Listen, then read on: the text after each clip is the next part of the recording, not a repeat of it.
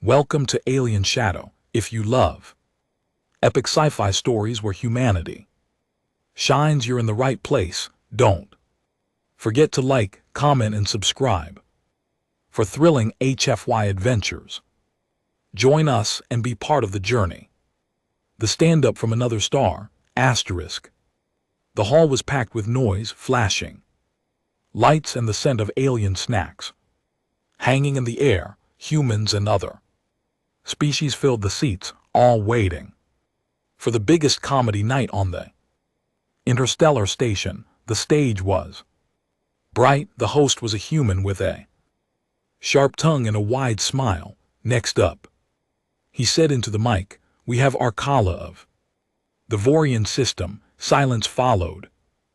Tall blue-skinned girl walked on stage. Her eyes glowed softly like moonlight. Her fingers twitched nervously, and her voice buzzed through the translator as she spoke. Why did the neutron refuse to pay the bar tab? She said. Waiting because it was neutral. Single cough echoed in the crowd. A few aliens blinked. A human near the front gave a confused chuckle. Someone in the back whispered, is this a joke or a math lecture? Arkala paused. She looked down at her notes, then tried again. Knock, knock. Audience stayed quiet. Knock, knock. She repeated louder, who's there?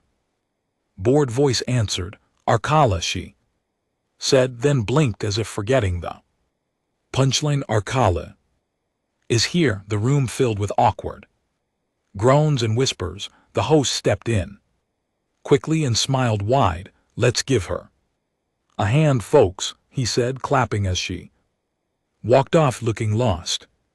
Brave soul. First alien to ever try human stand-up. Backstage, Arkala sat on a metal bench, staring at the floor. Her long coat shimmered with tiny lights that pulsed like stars. She didn't cry, but her eyes were heavy. Human named Leo, the night's warm-up act, noticed her sitting alone. He walked over with a drink in hand. Hey, he said, you okay? She turned to him slowly. Was my humor defective? She asked. I studied 3,000 Earth jokes and rehearsed 500 knock-knock sequences. Leo smiled. Yeah, but humor isn't just about knowing jokes. It's timing, it's feeling, it's a little magic. Magic, she repeated, confused. There is no record of laughter spells in your databases. He laughed. It's just a saying. Look, why are you even doing this? Why comedy? She stood up slowly and looked at him. Her glowing eyes searched his face. Because humans rule the airwaves, the broadcasts, the voices of power, she said, and you rule it with laughter. Leo raised an eyebrow. You think jokes give us power? Your leaders are celebrities. Your soldiers tell jokes before battle. Even your first contact messages to alien species include puns, she said seriously. So, yes, I believe laughter is your strongest weapon. Leo blinked, then grinned. You might be the weirdest person I've ever met. I like it. Arkala's face softened, a small smile forming. I want to learn your magic, she said. Will you teach me? Leo nodded slowly. All right, but only if you promise not to tell jokes about neutrons for at least a week. Deal, she said, without blinking. Over the next few days, Arkala followed Leo like a shadow. She recorded his jokes, watched old comedy shows, and practiced in front of mirrors, but it wasn't working. Every line felt too stiff, too alien, too calculated. You're thinking too hard, Leo said, one night after another failed routine. You need to feel the moment, not analyze it. I do not possess gut feeling as humans do, she replied. Maybe not, Leo said, but you've got heart. I see it every time.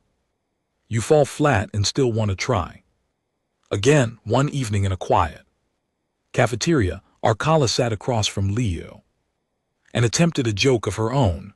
What do you call a creature who eats wires, speaks backwards, and dances like a malfunctioning robot? She asked. Leo shrugged. I don't know what she said with a perfectly straight face. Leo burst out laughing, spraying synth juice across the table. Finally, he said, wiping his mouth. Now that was funny. I did not intend it to be, she replied calmly. That's what made it perfect. He grinned, but Arkala was thinking her programming told her she should not have made a mistake, yet the mistake had caused laughter. Was this the magic? Was failure part of humor? Later that night she stood alone in her room. Looking into a mirror, she practiced raising one eyebrow, something Leo had shown her. She spoke softly, rehearsing a line. I may not understand your humor, human, she said, watching her reflection, but someday you will laugh because of me. Outside her door, Leo had been listening. He smiled and walked away, not wanting to interrupt her. Moment. In a corner of the station, a shadowed figure watched old footage of Arkala's failed performance. Their fingers tapped angrily on a screen. Data patterns circled her image, and a red mark appeared over her face. Too dangerous, the voice whispered. If she ever makes them laugh for real, we lose control. Back in her room, Arkala tried another joke, and this time she laughed softly at her own delivery. It was the first time she'd ever truly laughed, not as a code or habit, but because something inside her understood, and something inside her had changed. The alien who studied jokes, Arkala stood on a crate in the maintenance deck, telling jokes to a confused-looking cleaning drone. The drone buzzed quietly, scanned her face, and beeped an error. She sighed and crossed her arms. That was my best material, she whispered. Even the machine rejects me. Behind her, Leo leaned against a wall and clapped. Slowly, you're improving, he said with a grin. The robot didn't explode. That's a win. Arkala tilted her head. Is that humor or insult? A bit of both, Leo replied. Welcome to human sarcasm. She made a note on her pad. Sarcasm, a humor form that hides meaning under false statements. Leo chuckled. You know, you study jokes harder than I ever studied for exams. I must understand your kind, she said. Humans use humor like armor and like weapons. I want both. Leo's smile faded slightly. You really think jokes can change the galaxy? She nodded. Yes, they create connection, trust, control. Your species uses them to distract enemies, calm the fearful, and win crowds. He thought about that, remembering how many tense situations on the station had been eased by a single joke. Rala wasn't wrong. Okay, he said, then let's try a different approach. He led her to a small human bar on Deck 9. There were no big stages, no cameras, just old furniture and low lights. This is where real comedians are born, Leo said. Here they tell stories, not just jokes.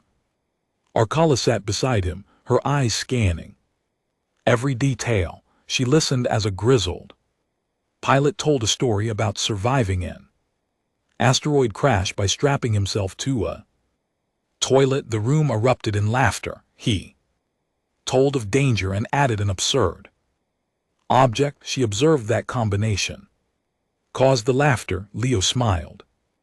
Exactly. Humor is surprise and truth smashed together for hours. She stayed silent, absorbing everything. Then she asked Leo a question he didn't expect. Do you think I'm funny? He looked at her serious face and smiled. You're getting there, but someone else in the bar wasn't smiling. a tall alien in a dark coat sat in the corner watching her. Closely, he tapped a device hidden in his sleeve and a tiny red light blinked. The next day, Arkala woke to find her door broken open, her notes scattered, her joke pad missing. Leo arrived. Minutes later, eyes wide. Who would do this, he asked. Arkala's voice was calm but cold, someone who fears humor. They checked the station logs, but the security feed was wiped. The only clue was a smeared message left on the mirror. Written in alien ink, silence is safer than laughter. Leo read it aloud, then turned to her. Do you want to stop? She shook her head slowly. No, now I know it works. It frightens someone. That means it has power. They moved their practice to the deep maintenance tunnels where cameras didn't reach. Rala now told stories, not just lines. She used emotion, surprise, even self-mockery. Once I told a joke to a warrior elder on my home world. She said in one story he ordered me to clean the blood pit for 10 days. That was the reward for making his eye twitch. Leo laughed, but it was more than just a chuckle now. It was pride. She was turning pain into comedy, and that was something rare. Arkala even made jokes about herself, her robotic walking style, her failed knock-knock jokes, her obsession with research, and the more she joked, the more human she sounded. One evening, Leo brought her to a secret open mic run by humans and friendly aliens. She stepped on stage, held the mic with shaky hands, and looked at the crowd. When I first tried human comedy, she said, they laughed like they were in pain. Now I hope I caused pain again. But this time the good kind. The crowd laughed gently, encouraging her. She launched into her routine, mixing stories from her planet with absurd observations about humans. Your species wears socks to bed but fears spiders smaller than a fingernail, she said.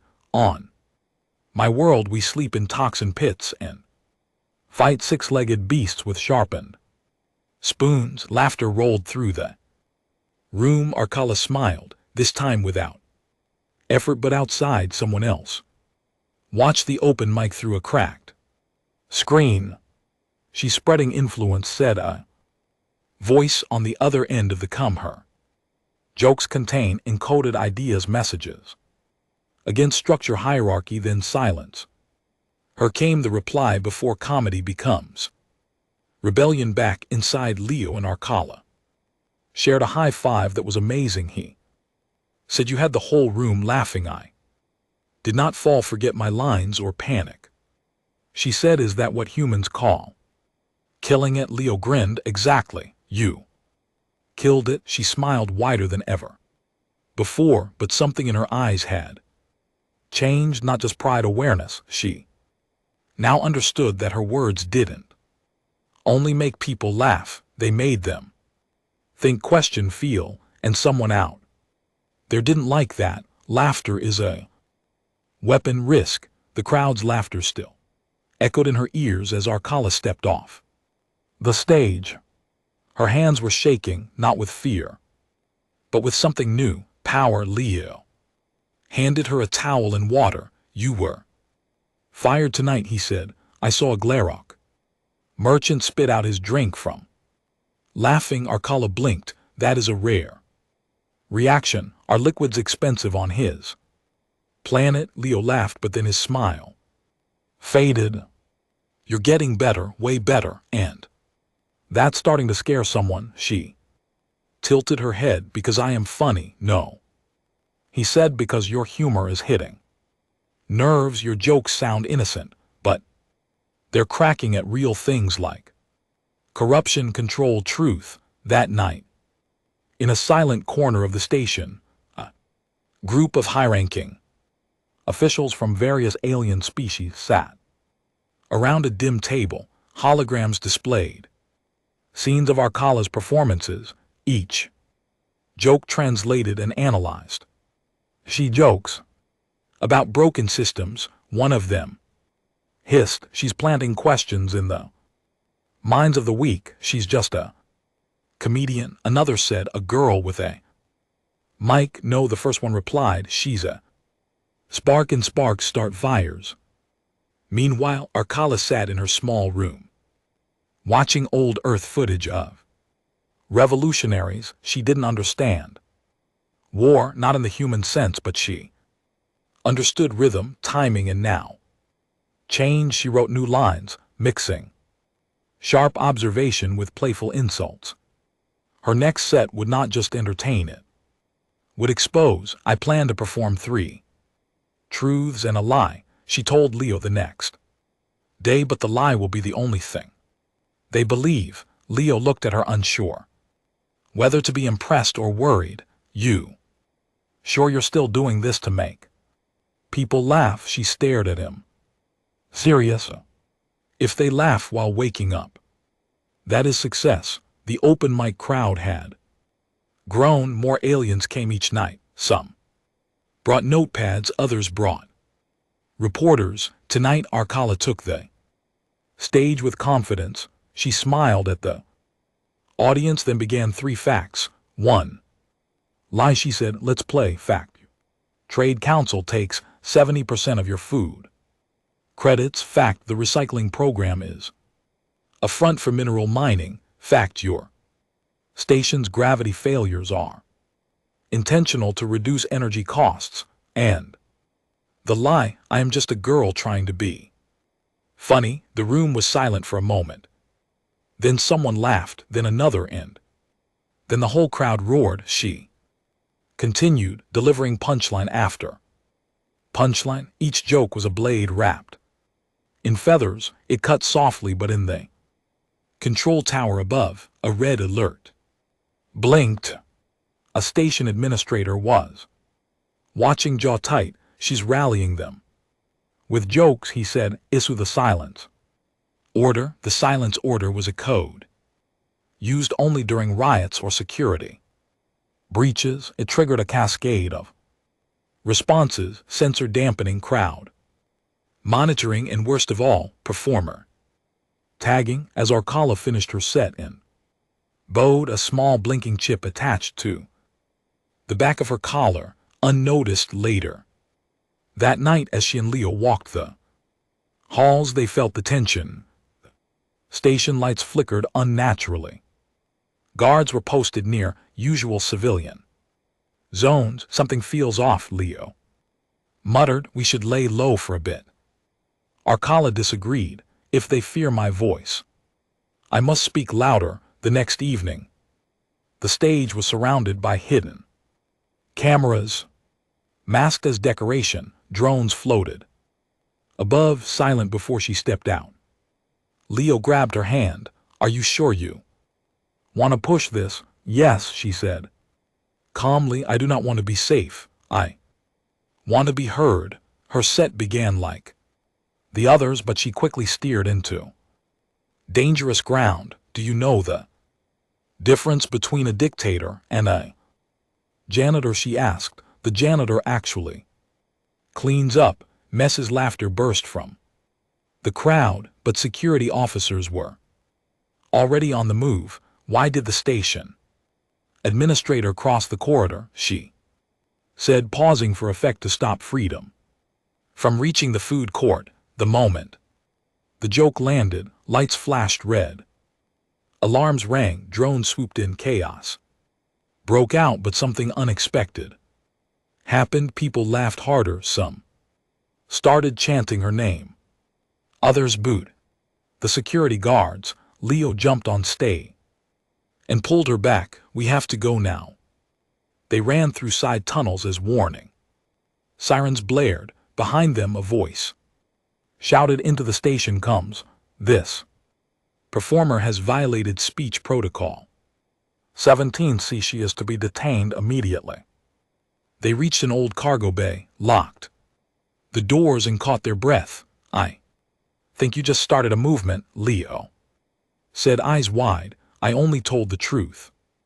Arkala whispered, but I dressed it in laughter. The next day the station was divided. Some aliens called her a hero.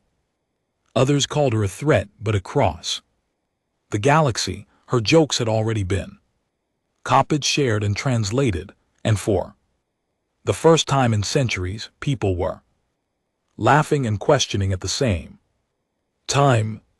The last laugh that changed everything. Rala sat on the edge of a maintenance pod, her feet dangling over the dark energy duct. The glow below painted her face in soft blue light. She didn't look afraid, not even tired, just thoughtful. Leo stood nearby, pacing small circles. "We can't go back," he said. "You're a wanted voice now, not just a comedian." Arkala nodded. "Yes, I am marked, but they cannot silence laughter once it has echoed across the station." Posters of her face began appearing, not printed by rebels, not spread by pirates, but by fans. They called her the stand-up rebel and quoted her jokes like gospel. One read, "If fear controls your leaders, maybe it's time to laugh at them instead."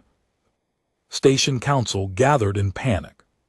A dozen species speaking in sharp tones and trembling at the thought that comedy could lead to rebellion. "She is poisoning minds with punchlines," one barked. "What if others begin to mock the system? Humor is spreading faster than law," another hissed. "If we arrest her now, she becomes legend." Someone leaned forward, voice low. "Then we don't arrest her, we erase her." Back in the shadows of Deck 17, Arala rewrote her routine one last time. This time she didn't write jokes, she wrote truth in disguise.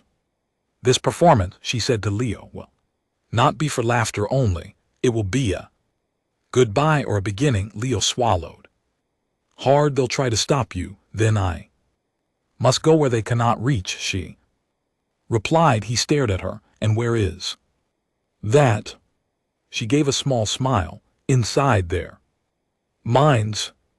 The open mic that night was held in secret, but somehow every seat was filled. More aliens than ever before packed the dark room. Even some off-duty guards sat quietly at the back. When Rakala walked onto the tiny stage, there was no microphone, no lights, just silence. She stepped forward, looked around, and spoke. "Hello, Galaxy." The room stirred. Her voice was clear and calm. "Let's begin with something simple," she said. Truth. You work 10 hours a day to afford 3 meals that barely feed you. Truth. You laugh at the wrong jokes and cry at the right news. Truth. You are told to obey, to stay small, to follow lines drawn by liars. No one laughed, no one moved, and the lie, she said, is that it must stay this way. A single chuckle escaped someone. The middle row. Then another, then it turned into full laughter, not because the words were funny, but because they hit so hard, so honestly, that laughter was the only defense. "I was told jokes can't change the world," she continued, "but neither can silence." Suddenly, drones buzzed above, alarms clicked on. Security forces stormed toward the room.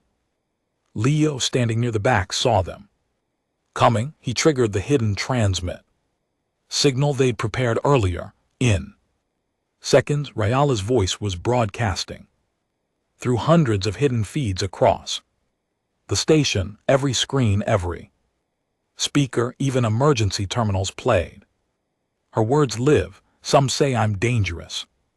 Her voice rang. "But I've never fired a weapon. Only words. I never led a war. Only a laugh in the control tower." The administrator slammed his fist on the table, shut her down, but it was too late. Her voice wasn't just on the station, it was on ships, relay satellites, even prison comms. She had gone viral without data. She had become unstoppable through Sound, guards burst into the comedy room, but the audience stood and blocked them, not with weapons, just with silence and stares. No one arrests a joke, someone said. You'd have to K us all. The guards hesitated for a moment. Power meant nothing. Weapons meant nothing. The room was too full of belief. Arkala stepped down from the stage and walked toward the front line.